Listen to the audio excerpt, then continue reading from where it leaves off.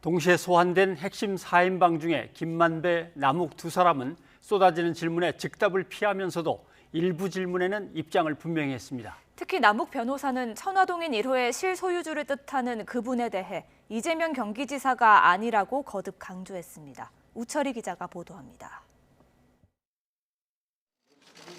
화천대유 대주주 김만배 씨는 여러 의혹에 대해 조목조목 반박하던 기존과는 사뭇 다르게 잘 소명하겠다는 말만 되풀이했습니다. 다만 이 질문만큼은 본인의 입장을 분명히 밝혔습니다. 대법이 문제되는 경우는 어떤 것이 말씀 한 번만. 그건 정상적인 겁니다. 들어가서 잘 소명하겠습니다.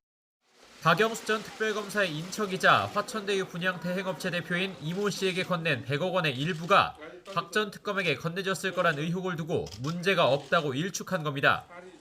머리를 자른 모습으로 뒤이어 출석한 남욱 변호사도 쏟아지는 여러 질문에 사실대로 말하겠다, 죄송하다는 말만 반복하긴 마찬가지였습니다.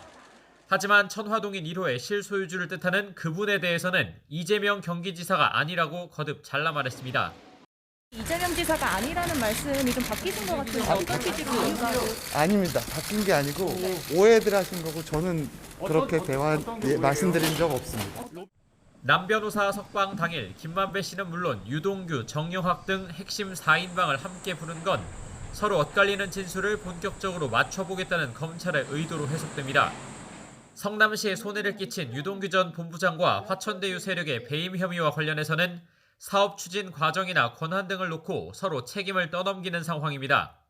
정관계 로비 의혹에 대해선 정영학 회계사 녹취록엔 김만배 씨의 350억 원 실탄이 언급된 것으로 알려졌지만 김 씨는 의혹을 부인하고 있는 반면 남 변호사는 일부 비슷한 얘기를 들었다고 인정한 상태입니다. 천화동인 1호 실소유주 의혹 역시 정 회계사 녹취록, 남 변호사 대학 후배인 정모 변호사의 자술서와 본인 소유라는 김 씨가 맞섭니다. 유 전 본부장에 대한 뇌물공여 약속 혐의 공범인 남 변호사가 석방된 점에 비춰보면 검찰이 자금 흐름이나 계좌 추적에서 엇갈리는 진술을 뒤엎고 사실관계를 입증할 결정적 단서를 아직 찾아내지 못한 것으로 보입니다. 이런 상황에서 남 변호사가 이미 말을 맞춰놓고 국내로 들어왔다는 기획 입국설까지 제기되자 검찰은 사실과 다르다는 공식 입장을 내기에 이르렀습니다. 검찰의 핵심 4인방 동시 소환은 이번 수사가 사실상 원점에서 새로 출발할 수 있다는 위기감 속에 다시 터져나온 부실 수사라는 비판을 확고한 수사 의지로 돌파하겠다는 의도로 해석됩니다. YTN 우철입니다.